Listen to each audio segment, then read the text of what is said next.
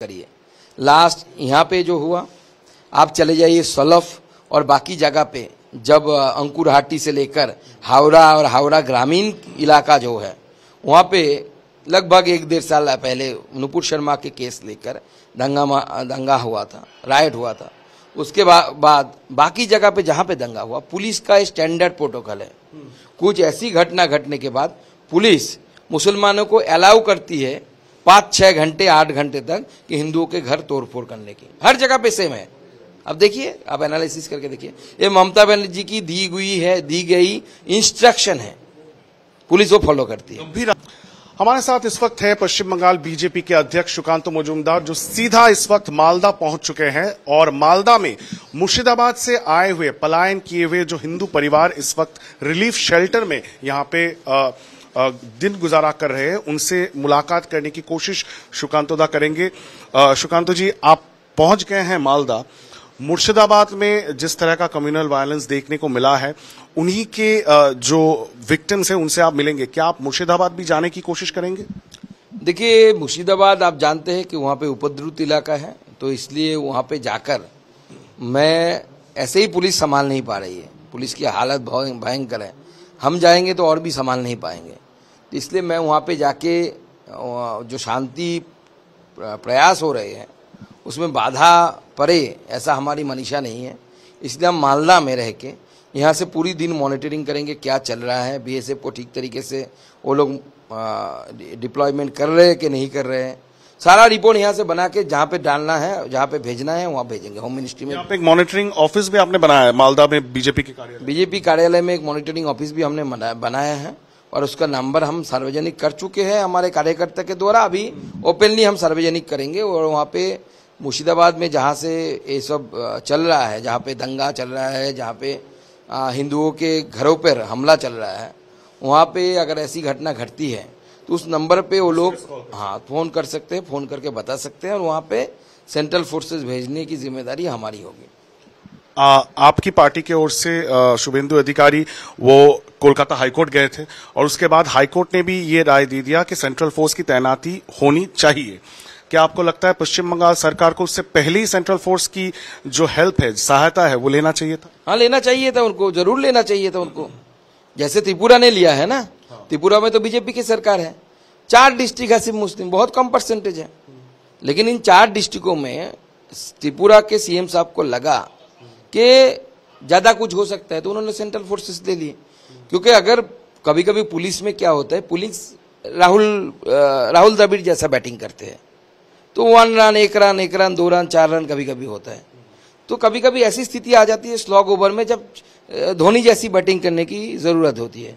तो धोनी जैसी बैटिंग करने के लिए आपको सेंट्रल फोर्सेस चाहिए। पुलिस का रोल कैसा था? क्योंकि हम खुद गए थे और बहुत सारे परिवारों से हम भी मिले।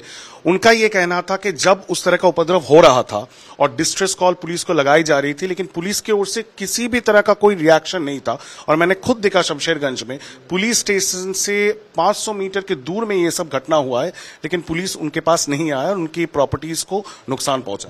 नहीं, पुलिस की भूमिका हर जगह पे ऐसे ही है। मैं आपको बोलता हूं, आप एक एनालिसिस करिए। लास्ट यहाँ पे जो हुआ, आप चले जाइए सलफ और बाकी जगह पे, जब अंकुरहाटी से लेकर हावड़ा और हावड़ा ग्रामीण इलाका जो है वहाँ पे लगभग 1-1.5 साल पहले नुपुर शर्मा के केस लेकर दंगा हुआ था, राइट हुआ था। उसके बाद बाकी जगह पे जहाँ पे दंगा हुआ, पुलिस का स्टैंडर्ड प्रोटोकॉल है। कुछ ऐसी घटना घटने के बाद पुलिस मुसलमानों को अलाउ करती है 5-6 घंटे 8 घंटे तक कि हिंदुओं के घर तोड़फोड़ करने की। हर जगह पे सेम है।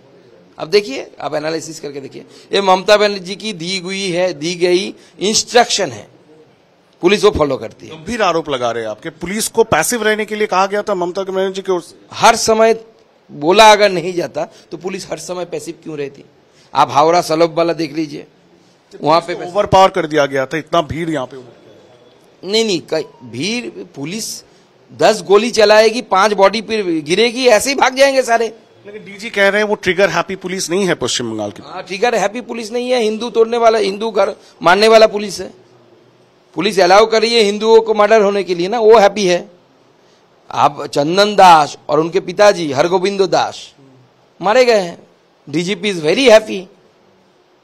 डीजीपी खुद अब यहाँ पे तैनात है, वो खुद आए हैं लॉ एंड ऑर्डर को मेंटेन करने के लिए। लेकिन तृणमूल की ओर से एक थ्योरी है, राज्य सरकार और तृणमूल कांग्रेस की ओर से ये कहा जा रहा है कि सेंट्रल गवर्नमेंट की ये साजिश है और बीएसएफ इस वक्त बॉर्डर में तैनात है, बांग्लादेश से मिस्क्रिएंट्स इस पार घुसाए गए हैं और वहीं इसको अंजाम दे रहे हैं। पागल की मतलब पागलपंथी की भी एक हद होती है। जब जो लोग दंगा कर रहे थे, आपके पास तो वीडियो है, सबके पास वीडियो है, 14-15 साल के बच्चे हैं, इनको आगे दे रहे हैं, दे के किया जा रहा है। क्यों दे के किया जा रहा है? क्योंकि आप क्रिमिनल ऑफेंस नहीं कर पाएंगे, 18 साल नहीं हुआ है।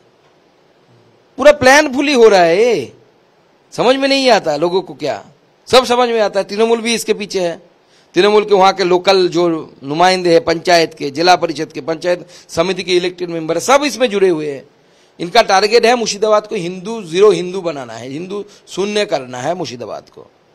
ये संभव है क्या? इतना 14-15 साल के बच्चे बांग्लादेश से आ गए और पत्थरबाजी की, फिर बांग्लादेश चले गए, किसी के वीडियो में नहीं आएगा, हजारों की संख्या में।